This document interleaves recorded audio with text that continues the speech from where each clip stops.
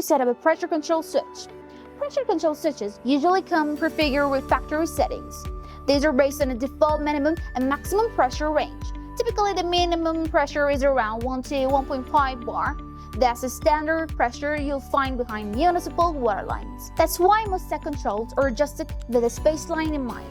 To find out the maximum pressure, simply connect the set control to the system and turn on the pump. The pressure gauge and the device will rise, and you'll be able to see exactly where the maximum pressure is set.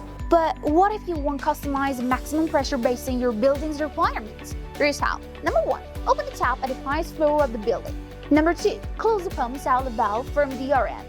Number 3. Now gently open the pump outlet just enough for a small amount of water to flow out.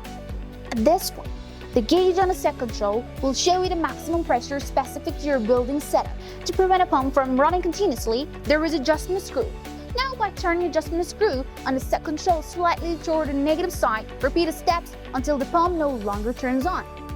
This fine-tuning process helps reduce wear and tear on your pump and prevents it from running non-stop. Next, open the outlet valve halfway. At this stage, the pump should kick in. If it doesn't, slightly turn the screw in the positive direction until the pump starts working. So, if you're using the set control for upper floors, you'll want to increase the pressure by adjusting the screw further in the positive direction, usually around 2 additional bars, to ensure the pump activates as needed. So, that's a basic overview of how to calibrate your pressure control switch. And here's a helpful tip. Every set controls come with a reset button. This becomes helpful when the incoming water pressure drops too low.